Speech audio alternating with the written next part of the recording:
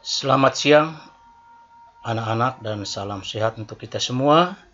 Semoga pertemuan kita pada siang hari ini tidak mendapatkan suatu kendala bagi anak-anak, terutama di masa pandemi ini.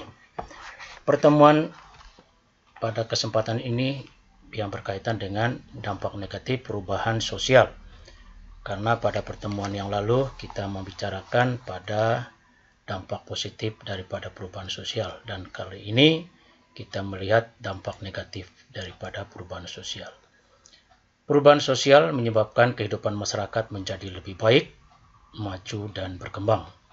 Akan tetapi, perubahan sosial juga dapat menyebabkan terjadinya kemunduran dan kerusakan bagi masyarakat. Inilah dampak negatif daripada perubahan sosial. Mari kita lihat satu persatu dampak negatif daripada perubahan sosial.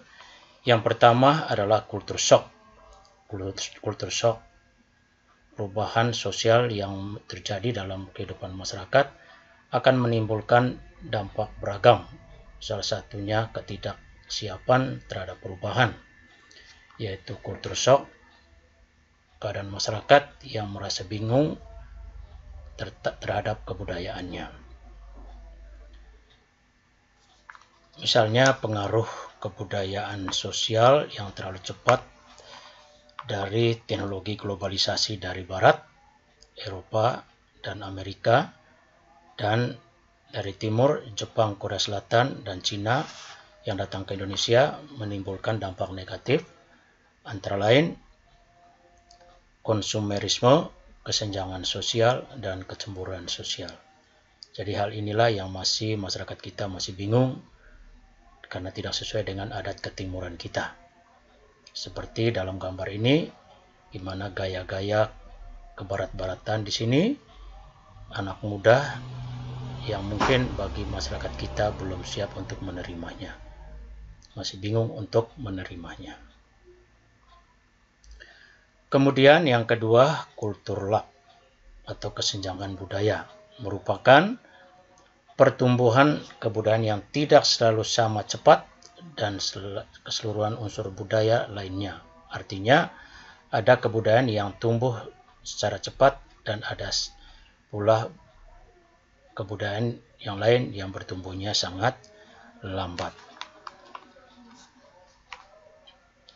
Seperti kita ketahui bahwa kehidupan masyarakat, perkembangan kebudayaan material ditandai dengan penemuan baru, discovery dan invention yang berkaitan dengan teknologi. Sementara kebudayaan non-material meliputi kebiasaan, tata cara, dan pola organisasi sosial harus menyesuaikan dengan perubahan-perubahan dalam kebudayaan material. Sebagai contoh, internet disalahgunakan untuk melakukan tindak kejahatan. Kondisi tersebut terjadi karena masyarakat belum siap menerima perubahan material secara cepat sehingga unsur non-material pun terganggu, seperti yang di dalam gambar ini. Ya, di mana internet anak-anak betul-betul disalahgunakan untuk melakukan tindakan-tindakan kejahatan. Kemudian anomi adalah suatu keadaan tanpa peraturan atau norma. Keadaan tanpa peraturan tersebut dapat disebabkan oleh perubahan sosial. Sebagai contoh, perang menyebabkan nilai dan norma masyarakat memudar karena lembaga sosial tidak berfungsi secara optimal. Sementara itu, masyarakat belum mampu menciptakan nilai dan norma yang baru yang berfungsi sebagai pedoman berperilaku. Misalnya adanya lembaga-lembaga sosial, pemerintahan. Perubahan sosial dapat menimbulkan ketidakseimbangan dalam struktur pemerintahan yang diperparah bila lembaga-lembaga pemerintah tidak berfungsi dengan baik. Terjadinya disintegrasi kelembagaan ini disebabkan oleh faktor misalnya birokrasi atau salah urus dalam pemerintahan kita. Kemudian adanya kolusi, korupsi dan nepotisme KKN, dan juga penegakan hukum yang semakin melemah. Sehingga lembaga-lembaga sosial tidak berfungsi secara maksimal.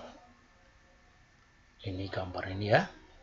Kemudian disorganisasi sosial sebagai keadaan tanpa aturan karena adanya perubahan pada lembaga sosial tertentu atau sebagai proses pudarnya norma dan nilai sosial dalam masyarakat yang disebabkan oleh perubahan sosial. Lemahnya nilai dan norma sosial yang dipengaruhi oleh perubahan sosial dapat terjadi akibat masuknya kebudayaan dari luar. Misalnya westernisasi. Westernisasi ini adalah kebarat-baratan, tipe kebarat-baratan. Sehingga masyarakat Indonesia memang tipe kebarat-baratan ini sudah masuk, tetapi hanya kelompok tertentu saja yang memang menerima hal seperti ini. Seperti dalam gambar, ada kelompok-kelompok masyarakat yang memang sudah meniru gaya kebarat-baratan ini dengan rambut seperti ini ya. Rambut seperti ini, sehingga di masyarakat kita pun sudah ada yang mengikuti gaya seperti ini. Tetapi hanya sebagian kecil saja. Pudarnya solidaritas. Solidaritas merupakan aspek penting dalam kehidupan masyarakat. Sehingga hubungan sosial antara masyarakat dapat terjalin dengan baik. Akan tetapi saat ini kehidupan masyarakat modern mulai menunjukkan kecenderungan pudarnya solidaritas sosial.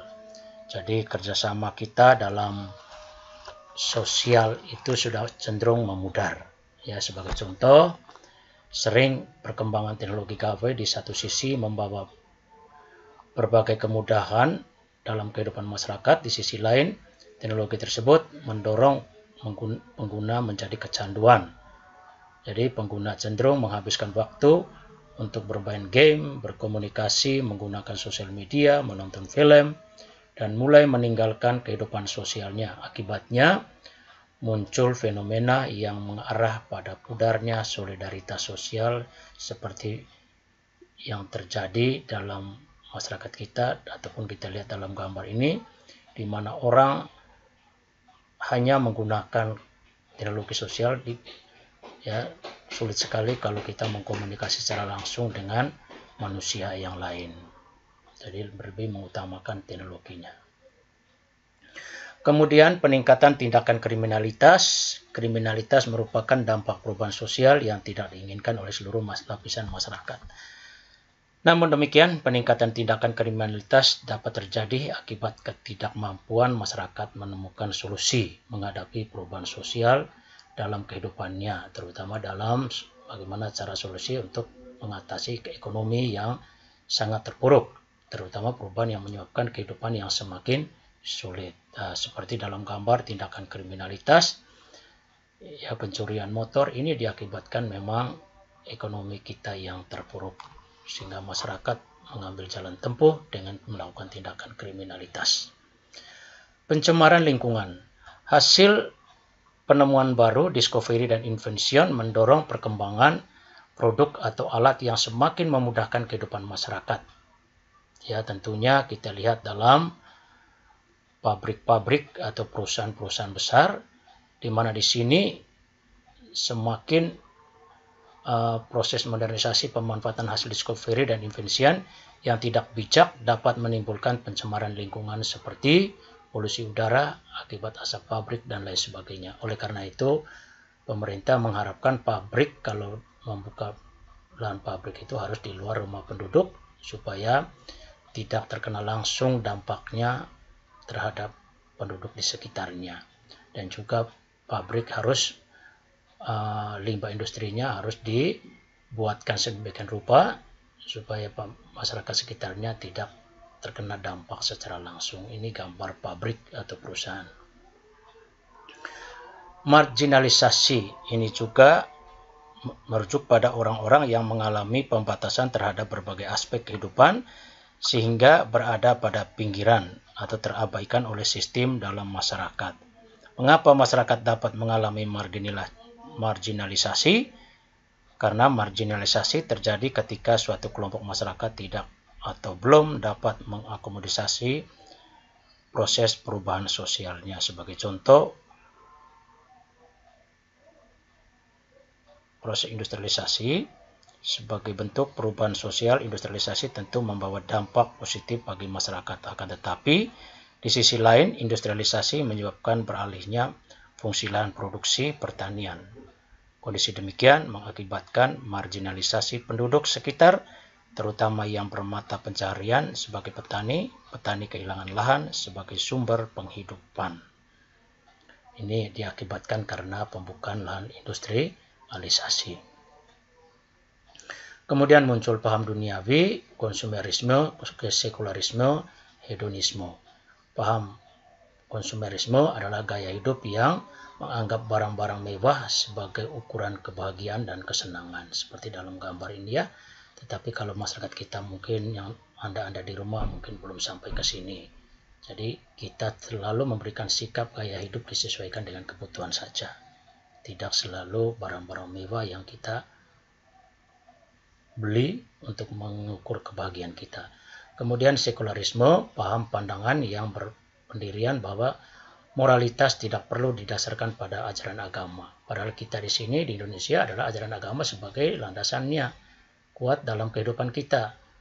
Ya, jadi segala sesuatu yang berkaitan dengan keberadaan kita tentunya karena ajaran agama kita.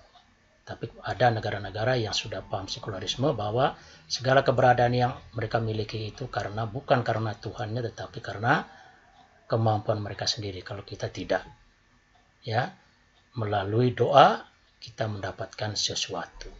Kemudian yang ketiga, hedonisme, paham atau pandangan yang menganggap kesenangan dan kenikmatan materi sebagai tujuan utama dalam hidup.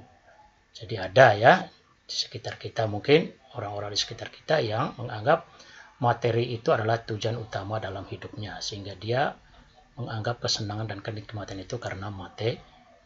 Anda lihat gambar ini ya. Ya, demikian anak-anak sedikit untuk dampak negatif perubahan sosial. Silakan selanjutnya Anda paham melalui LKS atau melalui buku paketnya. Dan selanjutnya silakan Anda mengerjakan tugas-tugas soal dalam LKS halaman 6 A sampai dengan G, kerjakan langsung di LKS dan kumpul akhir bulan September. Jadi demikian anak-anak untuk materi kita kali ini. Karena waktu tidak mengizinkan, maka Bapak akhiri. Selamat siang dan semoga kita semua tetap sehat dan tetap semangat. Terima kasih.